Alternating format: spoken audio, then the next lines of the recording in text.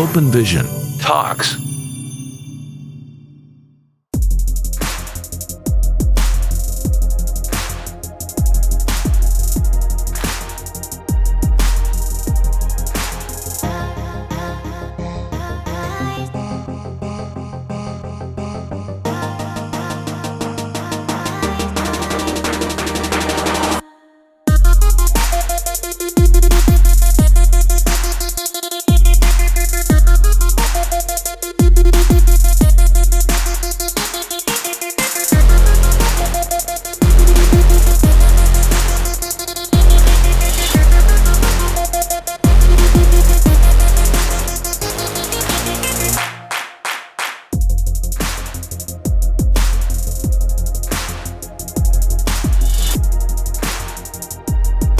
Muy buenos días, sean todos ustedes muy bienvenidos a la 7ª edición de este ciclo de conferencias de Open Vision Talks. Soy Coranelda González, me da muchísimo gusto poderlos saludar, recibirlos de nueva cuenta en esta conferencia, en este desayuno donde vamos a compartir juntos, vamos a pasar y a tener una mañana muy productiva y por demás interesante, porque es todo un honor y un privilegio. Pues el invitado que hoy tenemos para exponer en esta conferencia sobre lo que es perspectivas políticas y económicas de México. Hoy está con nosotros Leo Zuckerman. Él es licenciado en Administración Pública por el Colegio Mexicano. Tiene 3 maestrías en políticas públicas por la Universidad de Oxford en Inglaterra, en Administración Pública por la Universidad Columbia de Nueva York y en Ciencia Política en esta misma institución, donde él es candidato a doctor en esta disciplina. Cuenta además con un doctorado honoris causa de la Universidad ORT de México. Trabajó, como ya bien muchos de ustedes lo saben, para la Presidencia de la República y la empresa consultora McKinsey & Company. Él fue secretario general del Centro de Investigación y Docencia Económica, donde fue además también profesor investigador de la División de Estudios Políticos. En televisión, que ya tiene una gran trayectoria, es el conductor del programa Es la Hora de Opinar, que se transmite de lunes a viernes a las 10 de la noche por Foro TV. Es además panelista de tercer grado en el Canal de las Estrellas. En radio, que también tiene una carrera bastante fuerte, es comentarista del noticiero José Cárdenas Informa en Grupo Fórmula. Su columna, Los Juegos de Poder, se publica de lunes a jueves en el Excelsior, así como en distintos periódicos de varios estados del país. En el 2003, Leo Zuckerman recibió el Premio Nacional del Periodismo. Y por supuesto es uno de los 300 líderes más influyentes, más importantes y reconocidos de nuestro país, según la lista que actualmente publica la revista Líderes Mexicanos. Por eso, para Open Vision Talks es hoy un gran privilegio poderles presentar a través de esta conferencia perspectivas políticas y económicas de México al señor Leo Zuckerman, para quien pido un aplauso.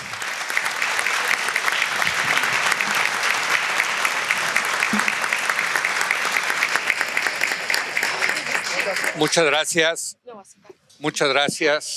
Muy buenos días. Muy buen provecho. Primero que nada, desde luego agradecer a Open Vision la posibilidad de venir el día de hoy aquí a Monterrey a platicarles de cómo se ve la perspectiva de México.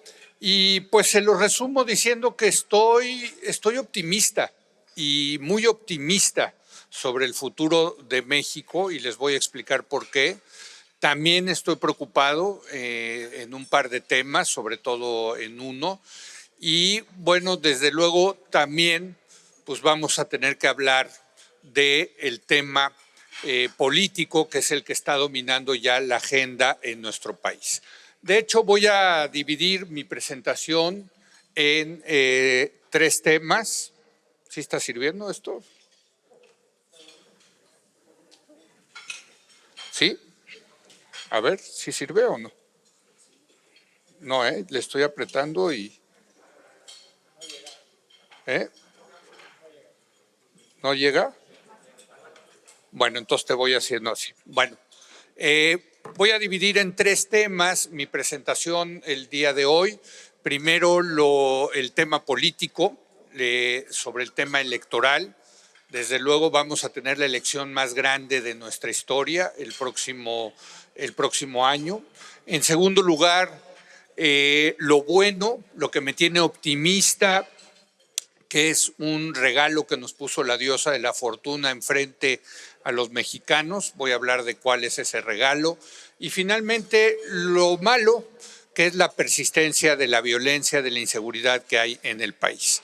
Déjenme comienzo con el tema de político, decirles que vamos a tener la elección más grande de nuestra historia.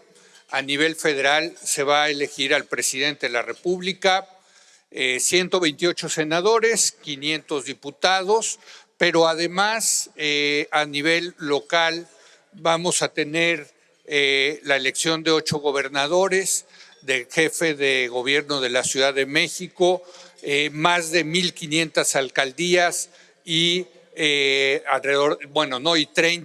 van a elegir 30 congresos estatales. Desde luego a los mexicanos pues siempre estamos muy pendientes de la elección de presidente de la República, es uno de esos temas que nos obsesiona. Y pues voy a hablar precisamente ahora de del tema de la presidencia. Y a mí siempre me gusta, los que me han escuchado saben que me gusta comparar la elección presidencial como una carrera de coches, ¿no? Para ganar una carrera de coches se necesita un buen coche y un buen piloto. Cuando tenía el Checo Pérez, andaba en otras escuderías como Force India, etcétera, pues es un buen piloto el Checo Pérez, pero no ganaba carreras. Fue hasta que se fue a Red Bull, en donde estamos viendo que sí ya tiene capacidad de llegar al podio y de ganar carreras.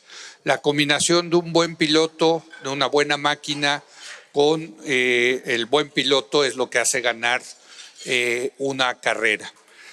Lo mismo pasa en una carrera presidencial, se necesita un buen candidato y un buen partido.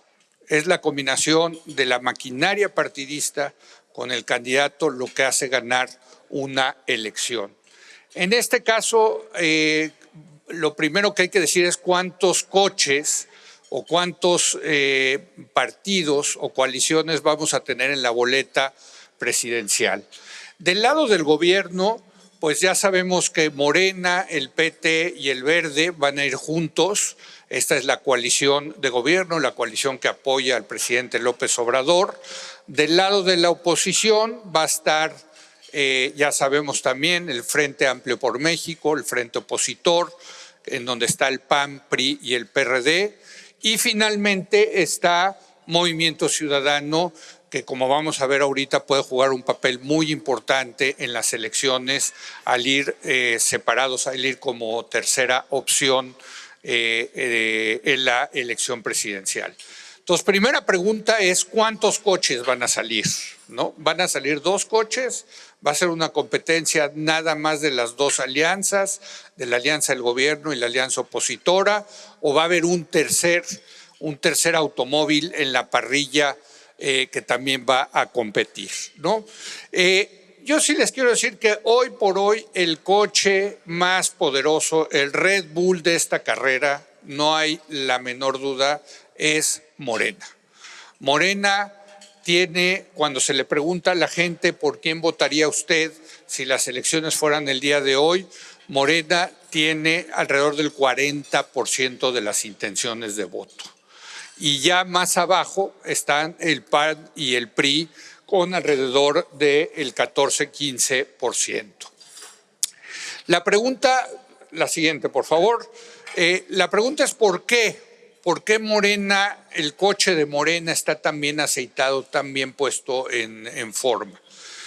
Vean ustedes lo que ha logrado Morena desde que entró el presidente López Obrador, que es regresar a una hegemonía territorial, a una superioridad territorial, como la que tenía el PRI antes de la alternancia en 1997, Ustedes ven en este mapa, en 1997 el PRI gobernaba 28 de los 32 estados.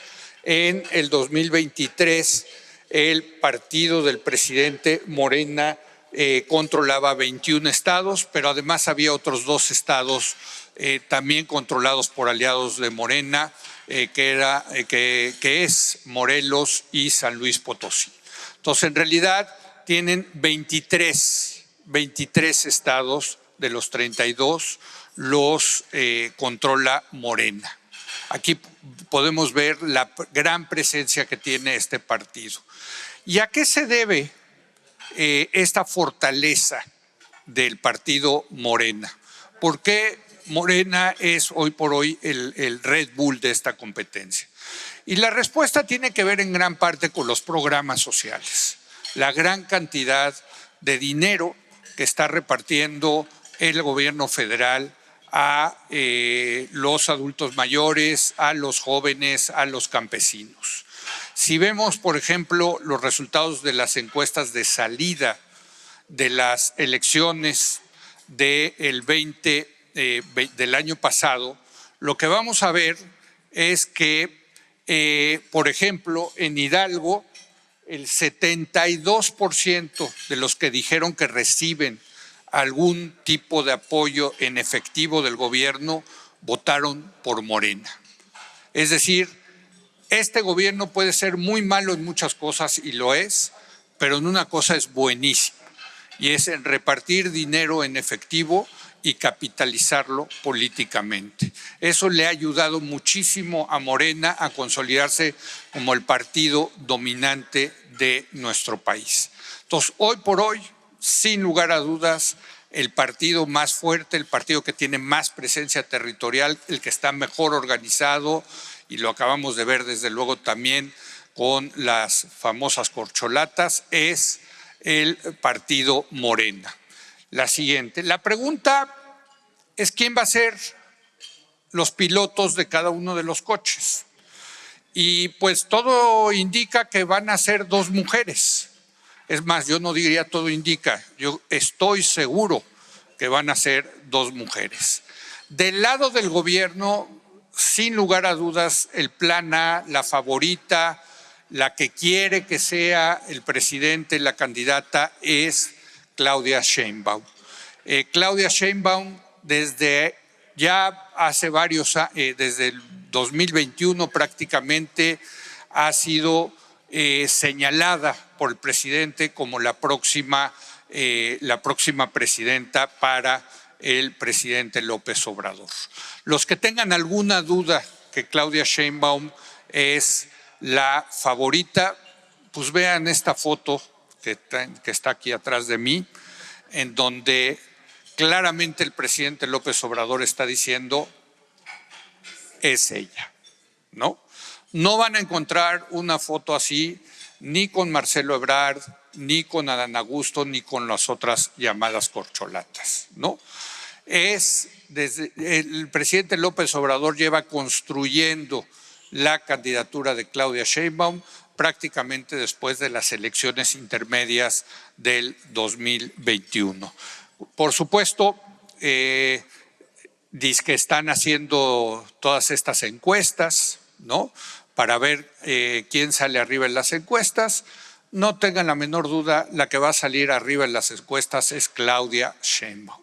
¿Por qué? Porque todas las reglas que hicieron de la precampaña era para fortalecer a la que iba arriba en las encuestas, que era Claudia Sheinbaum.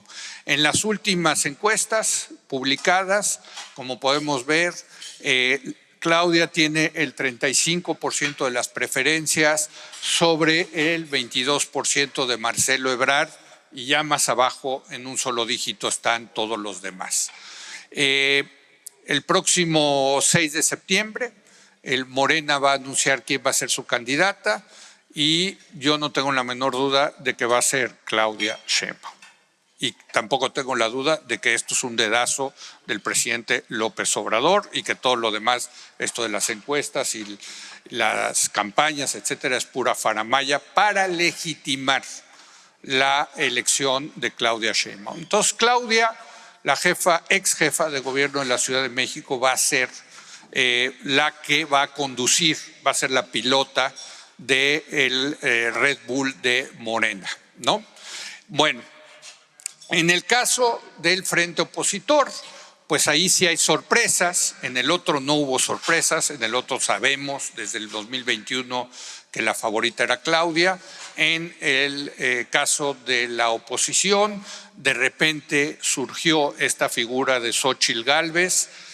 Xóchitl Gálvez, quien en realidad quería ser candidata para ser jefa de gobierno de la Ciudad de México, pero pues la estuvieron convenciendo mucha gente de que se lanzara a la presidencia, finalmente aceptó y gracias también a que el presidente le dio un gran espacio en sus conferencias mañaneras, pues surgió una irrupción impresionante de Xóchitl Gálvez. Y bueno, ayer se da a conocer los resultados de las encuestas, en donde Xóchitl Gálvez, en términos ponderados entre la encuesta de Telefónica y la encuesta de vivienda, saca un 57.58% de las preferencias. La otra candidata que quedaba en la competencia, que es Beatriz Paredes, saca un 42.42%, sale arriba Xóchitl de Beatriz y decide el PRI ya no llevar a cabo la consulta que se iba a hacer este domingo en 3,000 casillas que iban a colocar en todo el país. Así que si ustedes pensaban salir a votar este domingo en la elección del Frente Amplio, pues ya no van a poder votar porque ya no va a haber votación. Esto se quedó en las encuestas y ya la virtual candidata del Frente Opositor va a ser Xóchitl Gálvez. Es decir, Xóchitl Gálvez va a pilotear el coche de los partidos opositores unidos. Y eso nos lleva a qué va a ser el tercer coche o el tercer partido, que es Movimiento Ciudadano, que como ustedes saben gobierna aquí en Nuevo León y también en Jalisco. En las encuestas, cuando se le pregunta a la gente quién prefiere que sea el candidato a la presidencia por Movimiento Ciudadano, en primer lugar sale Luis Donaldo Colosio, el presidente municipal de aquí de Monterrey, con el 40%, y en segundo lugar sale Samuel García, el gobernador de Nuevo León, con el 29%. La pregunta es si efectivamente Movimiento Ciudadano va a lanzar a su candidato y quién va a ser su candidato. Y si es así, ¿a quién le va a quitar votos Movimiento Ciudadano? ¿No? Tenemos de alguna manera la respuesta en las encuestas que salieron esta semana del periódico Reforma. Si ustedes ven, Claudia Sheinbaum, si la elección fuera el día de hoy, ¿por quién votaría? Claudia Sheinbaum 44%, Xóchitl Gálvez 27% y Samuel García el 12%, ¿no? Si se fijan, ese 12% es fundamental para ver quién puede ganar. Yo estoy convencido que si Movimiento Ciudadano lanza a su propio candidato, y si es Samuel García o el que sea, los puntos que saque Movimiento Ciudadano se lo va a restar a la alianza opositora y por lo tanto indirectamente va a estar fortaleciendo a Morena y su candidata Claudia Sheinbaum. Eso es lo que va a tener que decidir Movimiento Ciudadano y eso es lo que va a tener que decidir su gobernador Samuel García. Si quiere de verdad lanzarse para acabar fortaleciendo a Claudia Sheinbaum o Movimiento Ciudadano, como quiere el gobernador de Jalisco, Enrique Alfaro, unirse a la alianza PAN-PRI-PRD para enfrentarse a Morena. El partido Movimiento Ciudadano está dividido, entre lo que piensan los dos gobernadores, tanto el de Nuevo León como el de Jalisco. Entonces, aquí se va a tener que tomar una decisión muy importante porque el que puede acabar decidiendo quién va a ser el próximo presidente de México son los de Movimiento Ciudadano al tomar esa decisión de si lanzar o no a un candidato y a quién lanzar y cuántos puntos puede sacar ese candidato. ¿Qué estoy seguro de todo esto? Miren, yo creo que el Movimiento Ciudadano no tiene posibilidad de ganar. No hay manera de que el 12% alcance al 44% en los 9 meses que quedan de la elección, ¿no? Y por lo tanto, pero sí estoy convencido de que el 27% sí le puede alcanzar al 44%. Y entonces lo que les quiero decir aquí es que algo que me tiene muy animado es que el próximo o la próxima presidenta de México va a ser una mujer, ¿no? O sea, finalmente vamos a tener una competencia de 2 mujeres y que la próxima presidenta va a ser mujer. Eso me parece que ya es justo, es necesario, es lo correcto y me parece va a ser muy saludable para la vida política del país que una mujer sea la presidenta de nuestro país. La siguiente, por favor. Bueno, esto que acabo de platicar con ustedes tiene que ver con la presidencia, pero muy importante es ver si va a haber contrapesos para el próximo gobierno a partir del 2024. Miren, el presidente López Obrador lo ha dicho con toda claridad. Lo que quiere Morena, la Cuarta Transformación, es ganar la presidencia, ganar 2/3 partes de la Cámara de Diputados, 2/3 partes de la Cámara de Senadores y con esa supermayoría quedarse con el control del Poder Judicial. O sea, es un proyecto de concentración del poder, de quedarse no solamente con la presidencia, sino con las 2 cámaras y con el Poder Judicial y que no tenga contrapesos la Cuarta Transformación en el próximo sexenio. Este sexenio, donde se ha topado con pared el presidente, ha sido precisamente con el Poder Judicial, con la Suprema Corte de Justicia de la Nación. Por eso es muy importante la elección también de 128 senadores y de 500 diputados para ver cuánta fuerza va a tener la próxima presidenta dentro del Congreso, ¿no? Y además también como contrapeso es los contrapesos locales. ¿Cómo va a quedar la relación de las fuerzas a nivel local con los 8 gobernadores que van a estar en juego, la jefa o jefe de gobierno de la Ciudad de México, los alcaldes y los congresos locales? Entonces también hay que ponerle foco, también hay que concentrarnos en ver qué es lo que va a pasar con las elecciones del Congreso y con las elecciones locales, para ver cuánto poder en realidad va a tener la próxima presidenta. La siguiente, por favor. Bueno, déjenme dejo a un lado la política y paso a este regalito del que nos puso la diosa Fortuna enfrente a los mexicanos. Miren, hay veces que los individuos, las comunidades, los países, de repente por alguna situación se ven en una situación muy favorable, como digo, les pone la diosa Fortuna un regalo. En este caso, a México nos ha puesto un regalo enorme que debemos de aprovechar. Y desde luego estoy hablando del nearshoring y qué bueno que lo hablo aquí en Monterrey, porque ustedes son los que más están aprovechando este tema del nearshoring. ¿A qué se debe el nearshoring? Bueno, ¿y por qué pensamos que esto llegó para quedarse? Hay en el mundo una situación geopolítica que ya es una realidad, que es el choque entre Estados Unidos y China, los 2 grandes bloques económicos y políticos que hay en el mundo. Estas 2 superpotencias ya se están peleando, ya se están agarrando.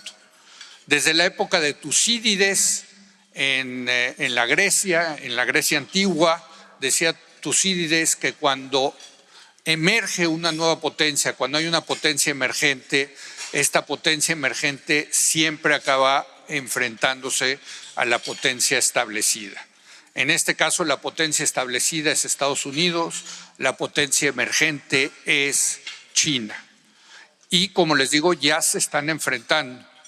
No a nivel militar, y ojalá que eso nunca suceda, pero desde luego a nivel comercial y también a nivel tecnológico. Acuérdense que el presidente Donald Trump le puso aranceles a las mercancías chinas y cuando llegó el presidente Biden no solamente no las quitó, sino que les ha ido poniendo cada vez más aranceles a las importaciones chinas. ¿Por qué? Pues porque es muy claro, Estados Unidos no quiere fortalecer a China y sabe que la manera de evitar su fortalecimiento es por la parte económica. Y entonces lo que han hecho el gobierno de Estados Unidos es decir, vamos a sustituir importaciones de China y vamos a traerlas a América. Y acá, fíjense, esta es una noticia que pasó desapercibida, luego pasan muchas noticias desapercibidas porque la gente está concentrada en lo que dice el presidente cada mañana, ¿no? El presidente López Obrador.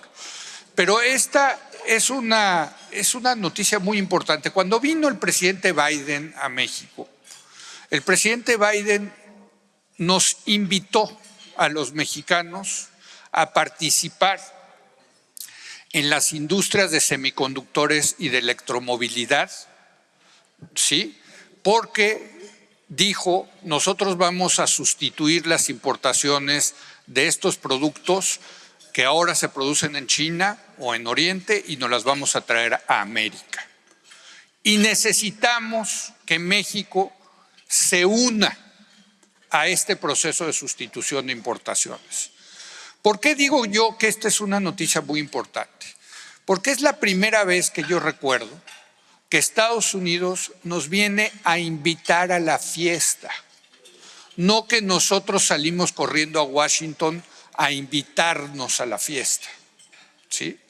Viene Estados Unidos y dice, México, súbete a esta fiesta, vamos a sustituir las importaciones, vamos a hacerlo como una región, como Canadá, Estados Unidos y México. Y no es porque Estados Unidos sea buena onda, sean buenos amigos, no, es porque a Estados Unidos le conviene que México participe en este esfuerzo de sustitución de importaciones. Entonces, este agarrón entre China y Estados Unidos que llegó para quedarse, nos puede beneficiar muchísimo a los mexicanos. Tendríamos que ser muy brutos los mexicanos si no aprovechamos este tema de la sustitución de importaciones, que es lo que lleva precisamente al famoso nearshoring o la relocalización de empresas que antes estaban en Oriente que se han venido a producir a México. De hecho, ya lo estamos viendo. Ya estamos viendo, bueno, qué bueno que estoy en Monterrey porque ustedes seguramente ya lo están viendo, ya lo están sintiendo, ¿no? Ha habido un incremento en las inversiones muy importantes.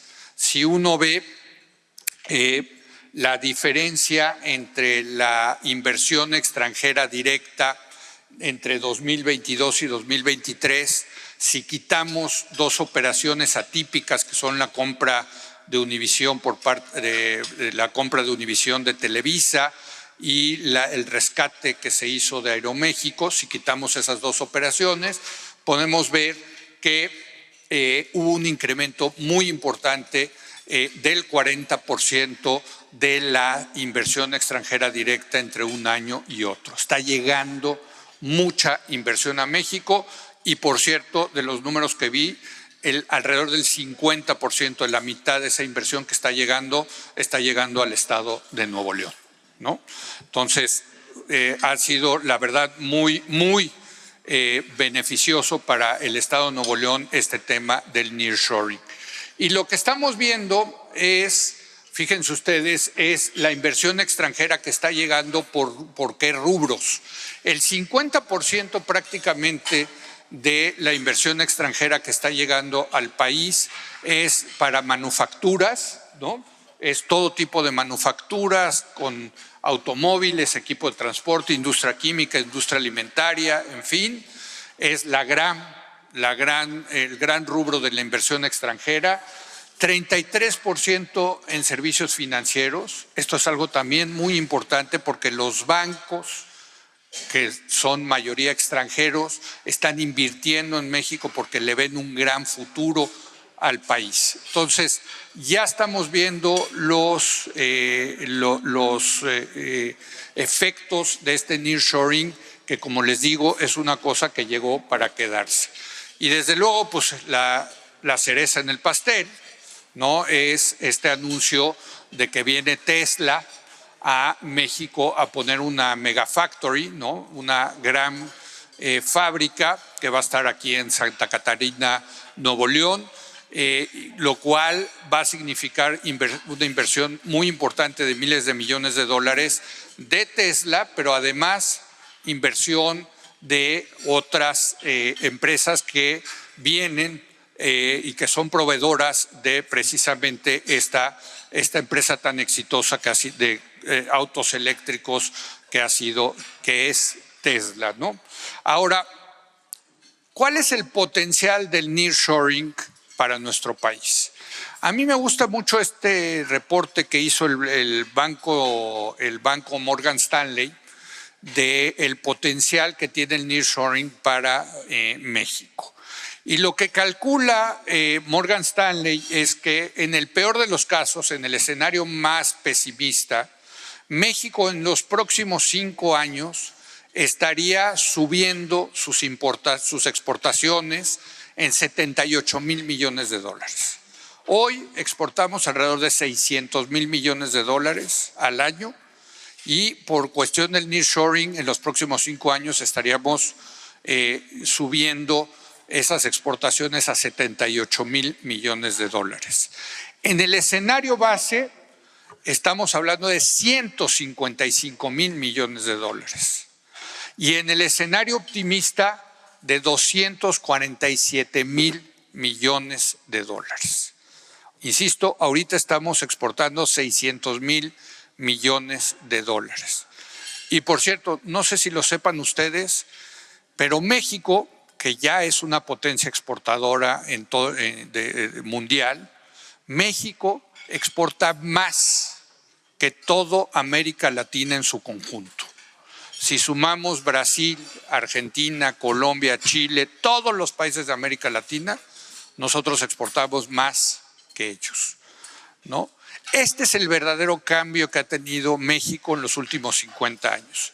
La apertura comercial y el hecho de que México se haya convertido en un país de producción de manufacturas cada vez, por cierto, más sofisticadas, ¿no?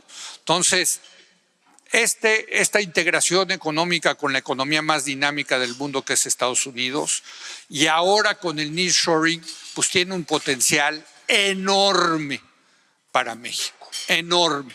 Es, como les digo, un regalo que nos puso la diosa Fortuna enfrente y tenemos que aprovecharla. Ahora, el problema es que ya empezamos a ver los límites que hay para el nearshoring en México. Número 1, hay escasez de naves industriales, ¿no? En varios lugares del país. No sé cómo esté la situación en Monterrey, pero les puedo decir que en toda la frontera, en varios lugares de la frontera hay problemas para conseguir parques industriales. Y desde luego he platicado con los desarrolladores de parques industriales en México y lo que me dicen, mira, Leo, tenemos ya los proyectos, los estamos desarrollando, pero el problema es que no hay electricidad. La Comisión Federal de Electricidad no está proveyendo la electricidad que se necesita para aprovechar el nearshoring, ¿sí? Todo, y a esto sí tiene la culpa el gobierno del presidente López Obrador, con esta idea absolutamente anacrónica de que tiene que ser un monopolio público, en este caso la CFE, la que genere toda la electricidad en nuestro país, ¿no? Es decir, la política eléctrica en México está poniéndole freno para aprovechar el gran potencial que tiene el nearshoring. Y de hecho el Banco BBVA hizo un reporte sobre el nearshoring y lo que encontró son los cuellos de botella, los problemas que tiene México para aprovechar el nearshoring. Y desde luego está el tema de la electricidad, pero también tenemos un problema de agua muy serio. Y creo que lo vivieron aquí ustedes en Monterrey hace algunos meses. Hay problemas también de agua. Tenemos problemas de electricidad, de agua, de carreteras, de aeropuertos, de puertos. Es decir, México tiene un problema de infraestructura muy serio. ¿Y por qué tenemos ese problema de infraestructura? Pues porque el gobierno cada vez invierte menos dinero en infraestructura. El gobierno invierte menos de 3 puntos del PIB en infraestructura. Y por cierto, la mayor parte o una buena parte de esa inversión se va para Pemex, ¿sí? O sea, le estamos metiendo dinero y dinero a Pemex para resarcir sus pérdidas y no a la infraestructura que necesita el país para aprovechar el nearshoring. Entonces, yo creo que el reto aquí para el próximo gobierno, si quiere realmente aprovechar el nearshoring, es hacer un proyecto muy ambicioso de infraestructura, ¿sí?, junto con el sector privado, para aprovechar este regalo que nos puso la diosa Fortuna. Porque si combinamos un proyecto ambicioso de infraestructura con el nearshoring, este país sin problema alguno puede crecer a tasas del 6% anual y tener un boom económico en los próximos 5 años. Si no le metemos al tema de infraestructura, no vamos a aprovechar todo el potencial que tiene la relocalización, el nearshoring, ¿no? Entonces, yo estoy muy optimista en el mediano y largo plazo para México, pero sí me preocupa un tema. Y ese tema es el que más preocupa a los mexicanos. Acaba de salir, la siguiente por favor, acaba de salir la encuesta del periódico Reforma y vean ustedes cómo ha venido creciendo la inseguridad como el principal problema que tiene el país. Cuando se le pregunta a la gente cuál es el principal problema que hay en el país hoy en día, 67% dice que la inseguridad, 11% temas económicos, 10% la corrupción. Entonces, estamos preocupados por la inseguridad, los mexicanos, porque las cosas que hemos visto estos años realmente pues, son terroríficas, ¿no? ¿A qué se debe esto? Bueno, no es gratuita esta preocupación. México vive una epidemia de violencia desde que el presidente Felipe Calderón le declaró la guerra al crimen organizado y empezaron a subir los homicidios dolosos en México. Es cierto, este es un problema que heredó el presidente López Obrador. Cuando entró el presidente López Obrador estábamos en alrededor de 29,000 homicidios dolosos por año. Se logró estabilizar esa cifra y ha caído esa cifra a 26,273 homicidios por año. Pero ojo, aquí sí los quiero alertar que hay que tomar con un granito de sal o un granote de sal más bien esta baja en los homicidios dolosos, porque en realidad, por otro lado, lo que ha subido son las desapariciones. O sea, han bajado los homicidios dolosos, pero han subido el número de desaparecidos en México, ¿no? Lo que dicen los expertos es una de dos, o que las fiscalías prefieren reportar a la gente como desaparecida porque no tienen que investigar, a reportarla como asesinada, como muerta. O la otra cosa es que las bandas del crimen organizado están escondiendo mejor los cadáveres y no se encuentran a esas personas. Entonces, si se tiene una caída en los homicidios y un incremento en las desapariciones, pues puede ser, es muy probable que en realidad estemos igual que cuando comenzó este sexenio. Y bueno, esta tabla es de pena ajena. De las 10 ciudades más violentas del mundo, de las 10, así del top 10 de ciudades, más violentas del mundo, 9 están en México. 9. Voy a decirles cuáles. Número 1, en el top 10 está Colima, segundo Zamora, tercero Ciudad Obregón, cuarto Zacatecas, quinto Tijuana, sexto Celaya, séptimo Uruapan, en octavo lugar está Nueva Orleans, en Estados Unidos, noveno lugar Ciudad Juárez y décimo lugar Acapulco, en el estado de Guerrero. Es realmente penoso ver este cuadro. Desde luego, ustedes viven en Monterrey, yo vivo en la Ciudad de México, no estamos en el top 10, pero sí hay muchos mexicanos que viven en estas ciudades que son tremendamente violentas. Ahora, la solución que ha propuesto el presidente López Obrador para resolver el tema de la inseguridad es la creación de la Guardia Nacional. La Guardia Nacional en realidad es una continuación de la política de tener a los militares resolviendo el problema de la inseguridad. El 77% de la Guardia Nacional en realidad son soldados o marinos vestidos de Guardia Nacional. Y uno dice, bueno, está bien que le entren los soldados y los marinos a resolver la inseguridad, pues si hay buenos resultados. Pero, perdónenme, no hemos tenido buenos resultados desde que empezó con Calderón. Esto lo siguió Peña Nieto y ahora lo ha profundizado López Obrador en el tema de involucrar a los militares en labores de seguridad.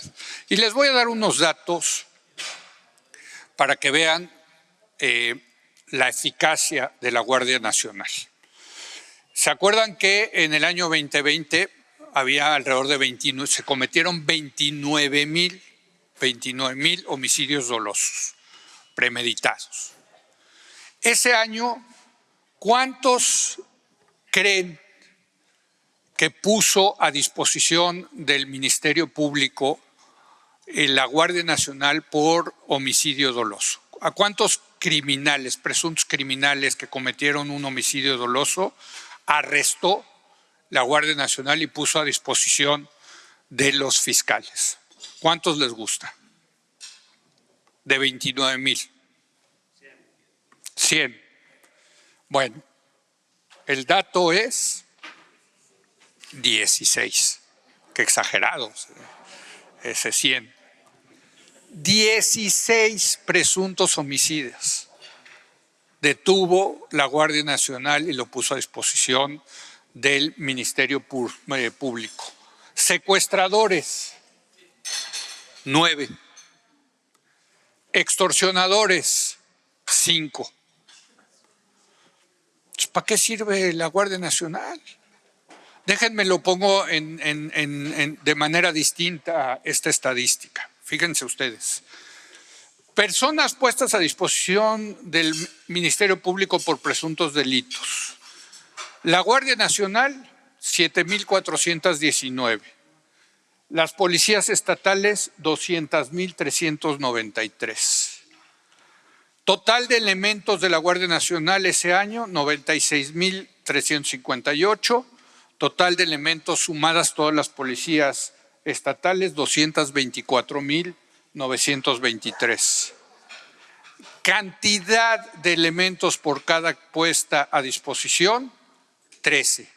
Es decir, se necesitan 13 guardias nacionales para una detención, mientras que las policías estatales 1.12. ¿Sí? ¿Qué demonios está haciendo los militares con la Guardia Nacional? Y se los voy a contestar, llevándose la lana. Porque lo que sí han logrado desde que Calderón los involucró en el crimen, la guerra contra el crimen organizado, es un incremento impresionante en el gasto, en los recursos que reciben del Estado. Miren, la variación real entre el 2010 y 2022 de las Fuerzas Armadas, o sea, de pesos reales, quitando la inflación, fue del 62%. Entre 2010 y 2022 lograron 62% de recursos reales, quitando la inflación. En cambio, la Fiscalía General de la República, durante ese mismo periodo tuvo una caída del 14% en sus recursos. Le estamos quitando dinero a las fiscalías para dárselo a los militares.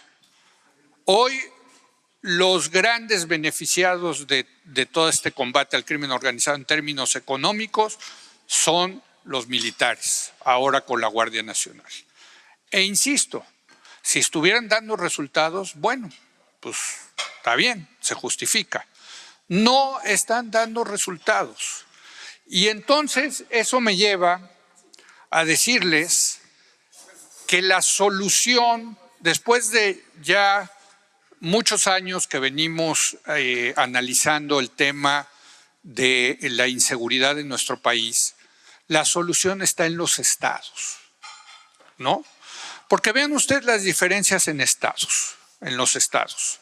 Estos son homicidios dolosos por cada 100,000 habitantes, ¿sí? En el año 2022. Zacatecas tenía 109 homicidios dolosos por cada 100,000 habitantes. En cambio, Yucatán tenía 2. Entonces, tenemos de las ciudades y de los estados más violentos del mundo, pero tenemos un estado, como el estado de Yucatán, que es igual de pacífico que Finlandia.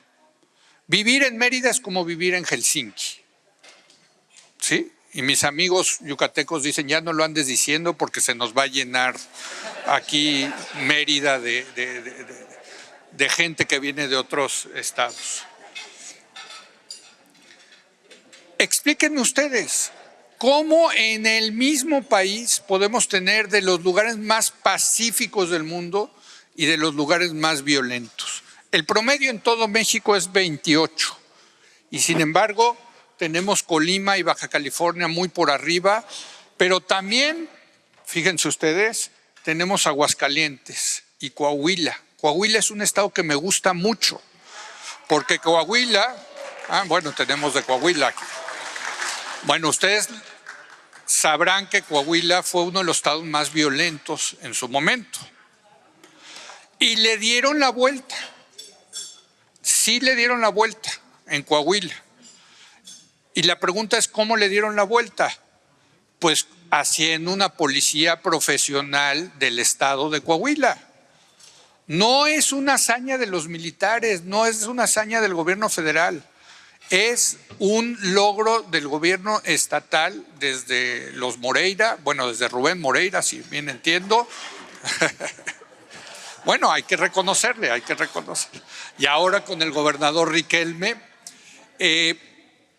y sí le pudieron dar la vuelta en Coahuila. Entonces, el tema es de cambiar el paradigma en el que hemos estado metidos durante tantos años. ¿Cuál era este paradigma? El paradigma era que no había policías estatales y municipales en muchos lugares o eran muy corruptas, y entonces se incrementaba la violencia en esos lugares, y entonces teníamos que mandar a las Fuerzas Armadas a pacificar esos lugares tan violentos. Y sí, en el corto plazo lo pacificaban, pero luego sacaban a las Fuerzas Armadas y las mandaban a otro lado a pacificar, y no se construían las policías estatales y municipales que se necesitaban para combatir a la violencia. Y entonces, si no se construían, pues no había, y entonces otra vez se incrementaba la violencia, y este era el círculo vicioso que teníamos. El cambio de paradigma es: no hay policías estatales y municipales, o son corruptas, se incrementa la delincuencia y la violencia, se construyen policías estatales serias y profesionales y baja la delincuencia. Entonces, el tema fundamental es este. Lo que se necesita es construir policías estatales, que de alguna manera también ocurrió eso aquí en Nuevo León con la Fuerza Civil, cuando se les metió muy duro los Zetas acá en el estado de Nuevo León. Sí construyeron una policía pues razonablemente seria y profesional. Entonces, el tema está aquí en los estados. Bueno, entonces yo creo, para concluir, que el próximo presidente o presidenta, ya tengo que empezar acostumbrándome a decir la próxima presidenta, va a ser, por un lado, en la parte económica, aprovechar el gran potencial que tiene el nearshoring para tener un boom económico. Créanme que México puede cambiar en los próximos 5 y 10 años gracias a este regalo de la diosa Fortuna que nos puso enfrente. Pero por el otro lado, sí tiene que resolver el tema de la inseguridad. Y el tema de la inseguridad pasa por quitarnos este paradigma de que los militares van a resolver este problema, y en lugar de eso pensar en construir policías estatales y municipales, pero sobre todo estatales, policías serias y profesionales. Si logramos estas dos cosas, México va a cambiar en serio, como les digo, en 5, 10 años. Ahora, ¿va a ocurrir o no este cambio? Y yo creo que sí, por eso estoy más optimista. Y les voy a decir por qué.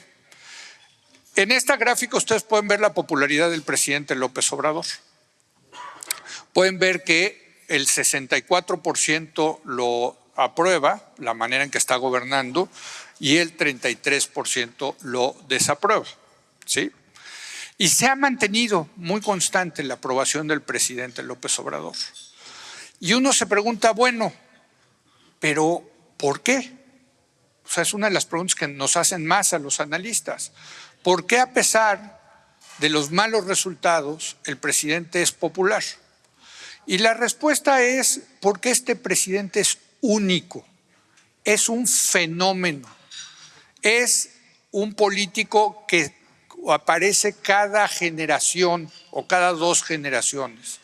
Este presidente, número 1, tiene un gran carisma. Número 2, es un genio comunicativo. Nadie como él para comunicar, para cambiar los temas de conversación cuando no le conviene, para sacar todo tipo de chistoretes. Bueno, oigan, se echan de 2 a 3 horas diarias en su conferencia mañanera, ¿no? Para estar comunicando constantemente a la sociedad. Es un fenómeno el presidente López Obrador. Yo no tengo dudas al respecto.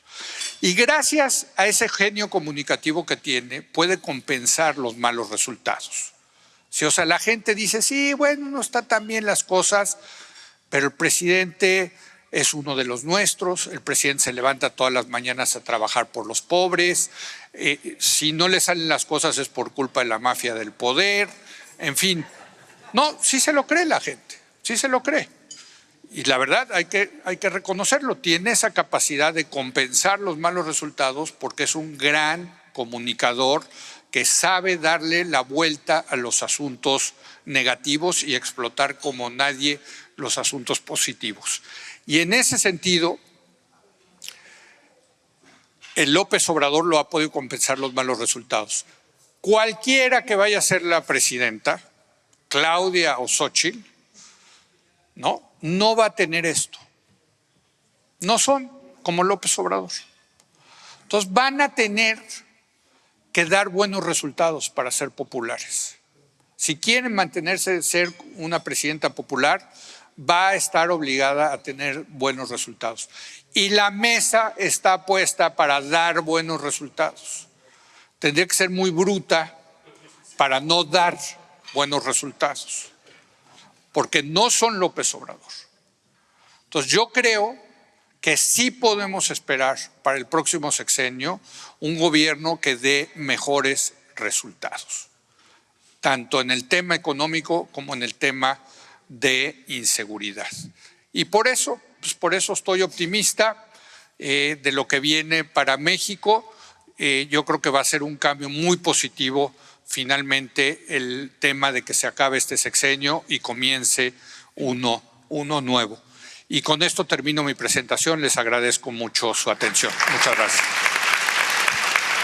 Muy bien. Gracias, Leo. Es un privilegio tenerte hoy en esta conferencia esta mañana, aquí en Open Vision Talks.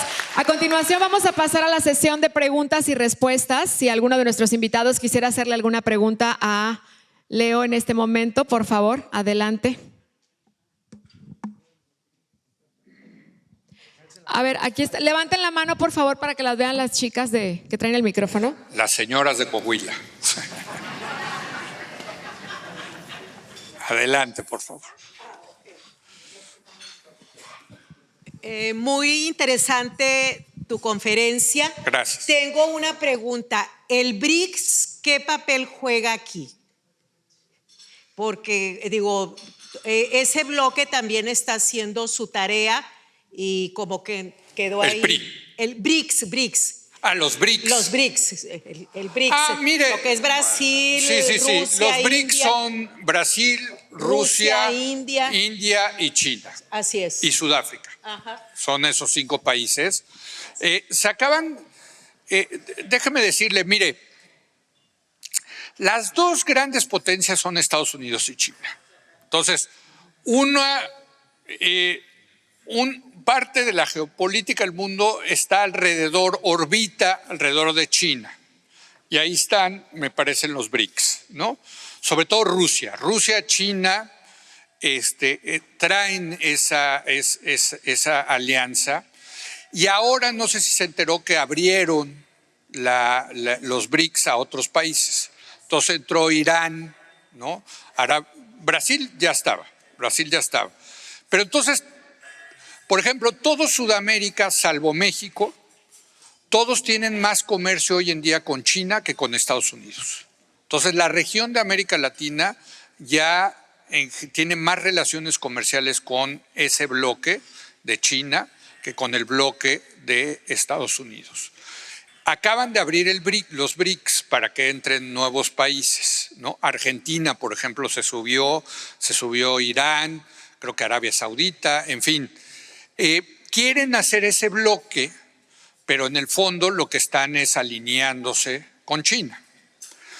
Pues nosotros invitaron a México y en una muy buena decisión, tengo que decir, del presidente López Obrador, les dijo que no. Pues no, ¿qué vamos a hacer nosotros allí? Nosotros estamos bajo la órbita de la otra gran potencia, que es Estados Unidos.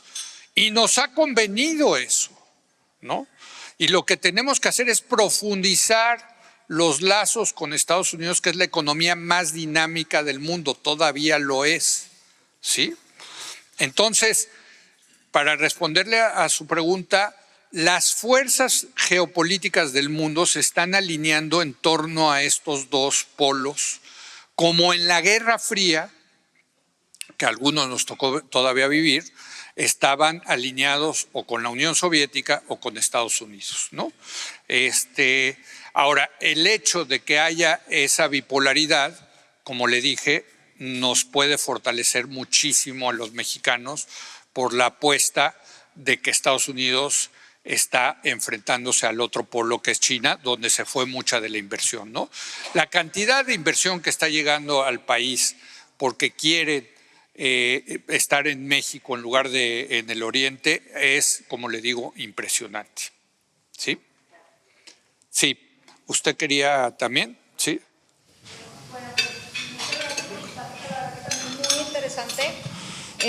Y mi pregunta va más encaminada a lo que es el tema de la mujer, ¿no? Sí. ¿Cómo ves la participación de la mujer con todo esto? Ya nos platicaste ahorita cómo se perfila la cuestión política, pero en la cuestión económica, las mujeres con el efecto del nearshoring y todo eso, ¿cómo la percibes? No, mira, a ver.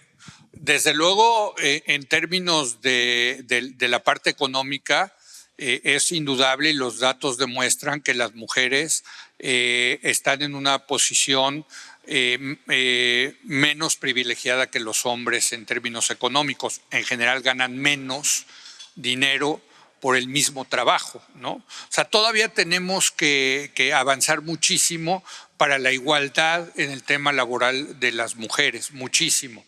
Pero déjame decirte, yo creo que independientemente que gane Claudia o que gane Xóchitl, creo que por ser mujeres, y conociendo a las dos, por cierto, creo que van a tener una presidencia donde se van a fortalecer mucho los derechos de las mujeres en todos los ámbitos de la vida del país, incluyendo la parte laboral. O sea, creo que el tener una mujer presidenta que tienen muy claro cuáles son los problemas que tienen las mujeres en México, va a ayudar a avanzar en ese sentido, ¿no? Pero desde luego tenemos todavía muchísimo que avanzar en eso. El nearshoring pues sí puede ayudar porque pues va a haber mucho más empleo, ¿no? Y eso pues siempre ayuda. Ahora, siempre está el tema de por qué las mujeres ganan menos que los hombres, etcétera. Esas cosas no pueden suceder en un país del nivel de desarrollo que ya tiene México, ¿no? Sí, allá. Bueno, antes que nada, felicitarte, Leo, excelente tu ponencia. Muchas gracias. Oye, al tener ya una presidenta pues que no va a traer, ¿verdad?, los tamaños que tiene López Obrador, ¿no crees que nuestro poder legislativo, tanto diputados como senadores, tomen un rol más protagónico y que esto pudiera limitar, no sé, las iniciativas o la manera de gobernar del nuevo presidente? Sí, desde luego. Yo veo ahorita pues está entregado, ¿no?, la Cámara de Diputados, la Cámara de Senadores al presidente López Obrador. Él da la instrucción, no le cambien ni una coma, ¿no? Y ahí van y no le cambian ni una coma, ¿no? Donde se ha topado un verdadero freno es en la Suprema Corte de Justicia. Por eso no tolera a los jueces, ¿no? Y por eso diario les anda tupiendo a los jueces, ¿no?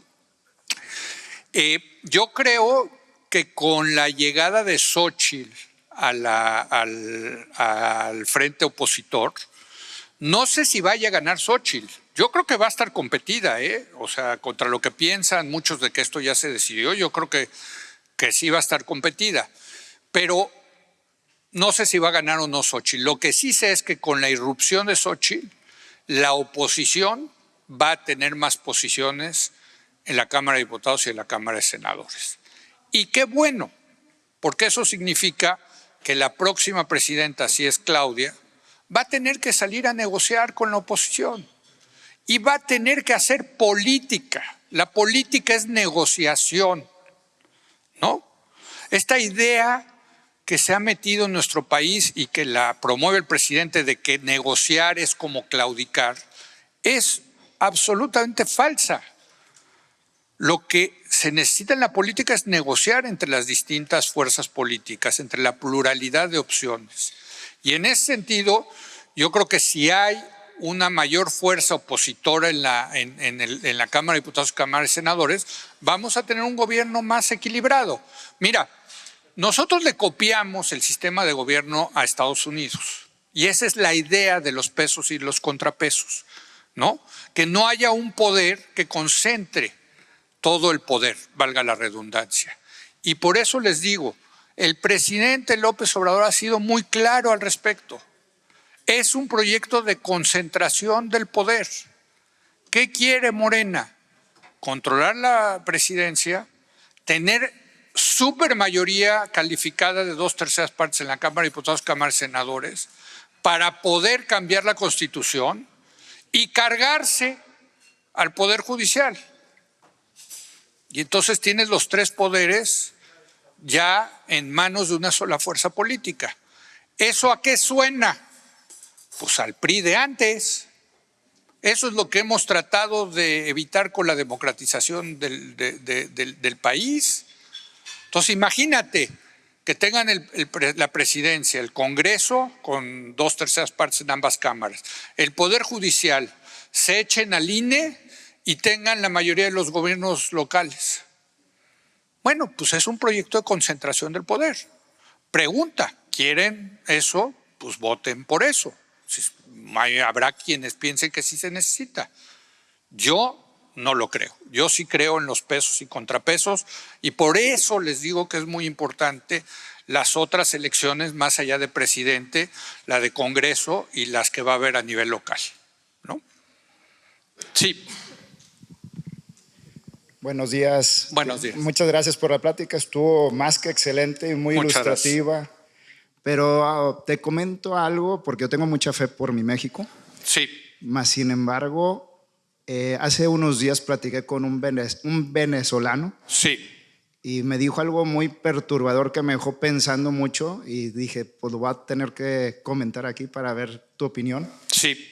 Él comentaba mucho de que el gobierno en Venezuela era más por el política que estaba negociada con el narcotráfico y el control de la cuestión de la educación. Y ahorita yo veo muchos temas en cuestión de educación y ahorita hablaste de la inseguridad y de la política y yo creo que todavía hay un gobierno arriba como el narcotráfico que controla nuestro gobierno. ¿Qué opinas de ello? No, bueno, a ver, yo estoy optimista de México, pero sí me preocupan ciertas cosas. No estoy diciendo que todo es miel sobre hojuelas. México tiene problemas muy duros como el tema de la inseguridad, que está relacionado con el tema del crimen organizado. El crimen organizado se ha empoderado en los últimos años como nunca lo habíamos visto en el país y se ha metido a la política, ¿no? ¿Por qué se ha metido a la política? Pues porque es un buen negocio para ellos, ¿no? Ellos se dieron cuenta que no solamente es buen negocio el traficar drogas de México a Estados Unidos, ¿no? Sino la extorsión, el cobro de piso, el secuestro. Y ahora, por ejemplo, en varios gobiernos municipales les conviene tener el control del gobierno municipal porque sacan mucho dinero. Les doy un ejemplo, esto es real.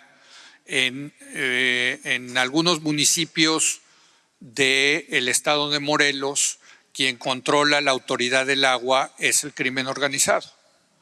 Y lo que hacen es que muy frecuentemente cierran las llaves del agua potable y misteriosamente empiezan a aparecer las pipas para proveerle a la gente que no tiene agua potable, ¿no?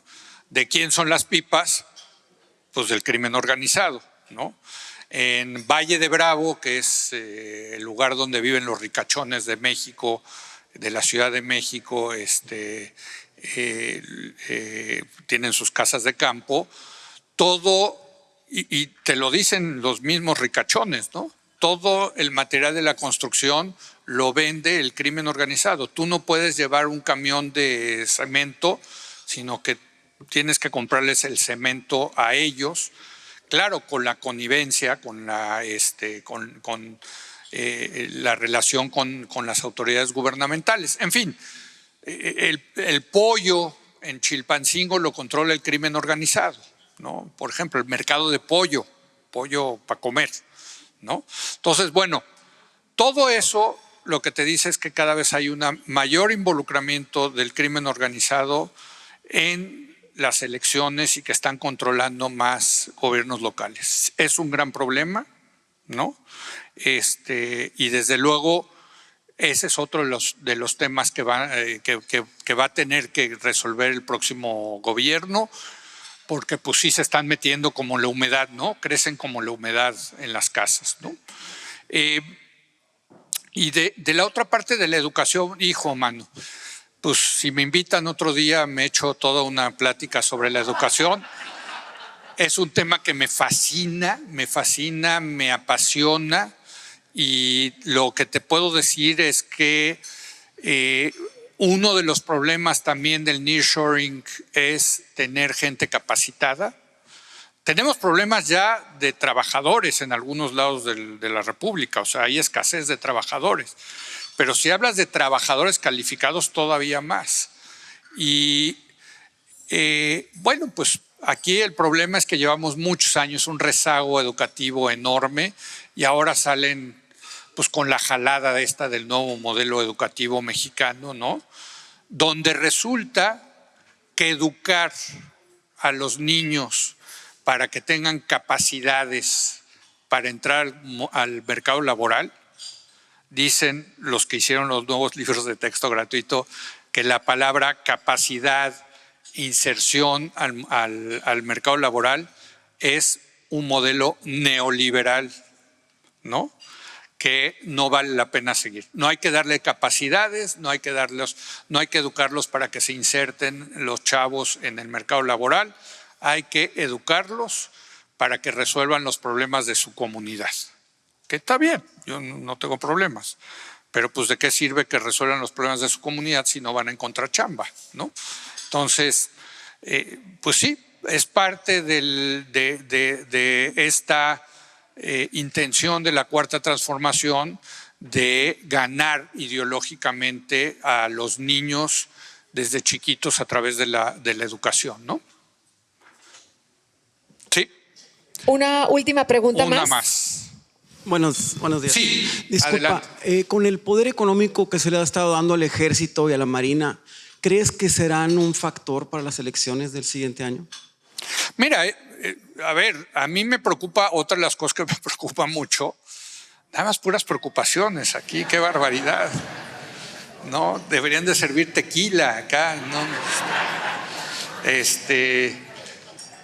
No, una de las cosas que me preocupa es más que lo hemos platicado mucho en mi programa de Foro TV, más que el militarismo, más que la militarización, te diría es el militarismo.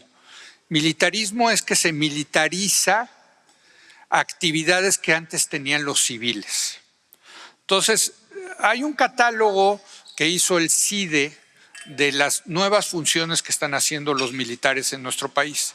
Y hay 240 labores que antes hacían civiles que ahora están haciendo los militares. Construyendo aeropuertos, el Tren Maya también lo están construyendo, ahora van a tener su aerolínea. O sea, ¿a quién se le ocurre tener una aerolínea del Estado administrada por militares, ¿no? O sea, bueno, pues a este gobierno, ¿no? Van a tener hoteles, en fin, distribución de medicinas, administran el aeropuerto de la Ciudad de México, los marinos, ¿no? En fin, las aduanas, claro, las aduanas y los puertos. Entonces le ha dado mucho poder a los militares, muchísimo poder. Todo esto que te estoy diciendo es con miles de millones de pesos involucrados. Nada más imagínate lo que hay, el business que hay en las aduanas, ¿no? Entonces, tu pregunta es muy relevante. Bueno, ya están en el juego, se están invertidos en el juego. ¿Cuál va a ser su papel en las próximas elecciones? Y nos hacemos precisamente esa pregunta, ¿no? ¿Cómo va a reaccionar el ejército, por ejemplo, si gana la oposición? ¿No? ¿Van a respetar el resultado? No, en fin. Y también te quiero decir, los militares, no sé si ustedes conocen militares, yo tengo buenos amigos militares, pero son muy machines, son muy machos. Digo, por la misma profesión de los soldados y los marinos, pues son muy machos. Yo no sé si les va a gustar la idea de que su comandante en jefa sea una mujer. No, en serio, no. O sea, Sí hay militares que dicen, yo una mujer, pues para nada, ¿no? O sea, entonces va a ser un tema. Yo creo que va a ser un tema. El tema de los militares. Y esa, si me preguntas, es uno de los grandes errores de este gobierno. El haber traído el militarismo a México. No era un tema los militares en nuestro país y de pronto ya son un tema, ¿no? Bueno, pues muchas gracias. De verdad les agradezco muchísimo. A ver, ahí hay una pregunta más. Vamos a tomar una pregunta más, si te Perfecto, parece, adelante. para que no digan que estamos discriminando. Venga. Mucho, Leo. Una pregunta. Ojalá que ganara Xochitl, pero ¿qué va a pasar si proceden las demandas que tiene? ¿La van a inhabilitar?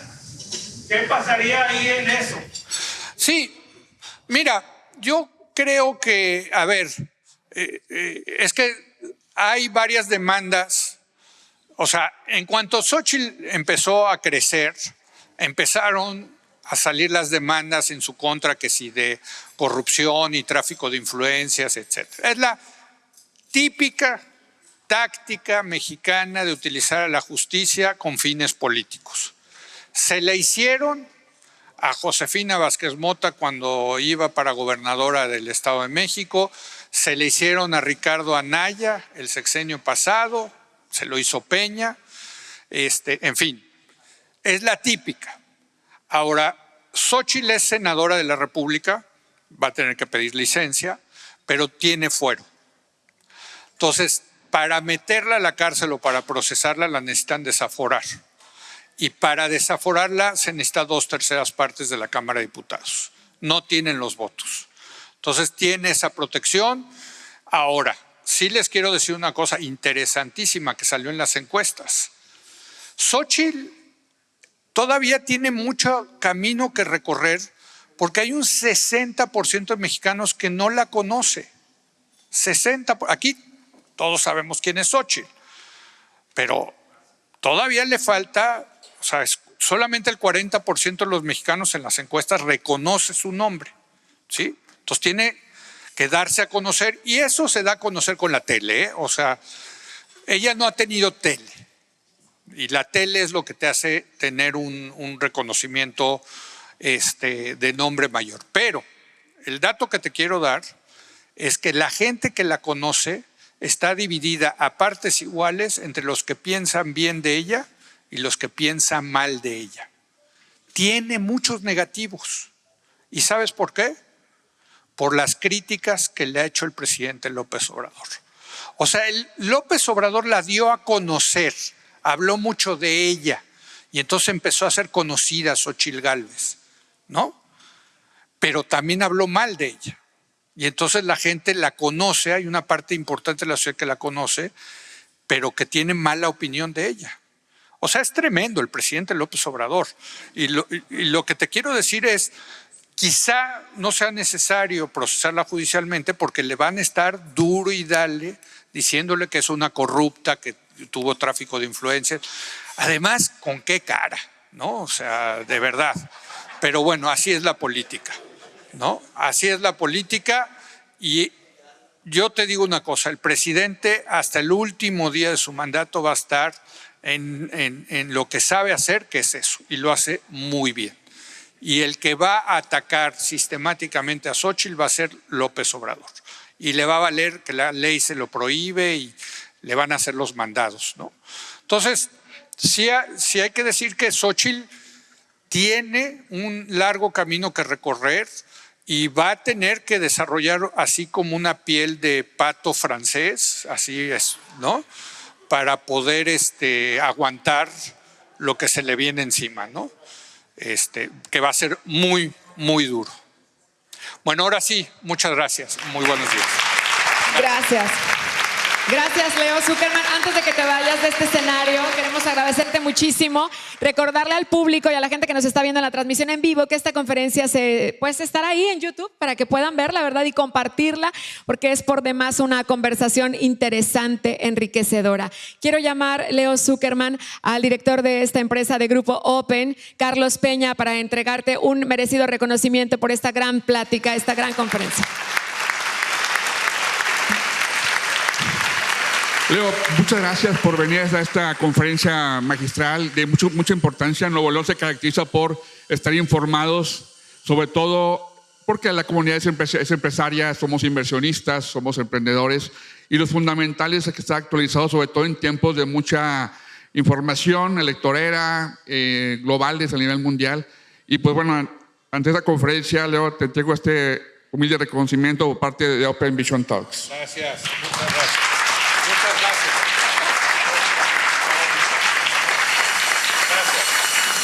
Muchas gracias. De verdad, les agradezco muchísimo su presencia. Y como dicen aquí en Monterrey, ya pónganse a jalar. Un aplauso fuerte. Muchísimas gracias. Gracias a todos ustedes por acompañarnos en esta 7ª edición de Open Visual Talks. Nos vemos en la siguiente. Nos acompañará Jorge Lerdo Betejada para hablar de tecnología, de innovación, inteligencia artificial. Aquí los esperamos. Que tengan un maravilloso día. Gracias y buenas tardes. Open Vision Talks.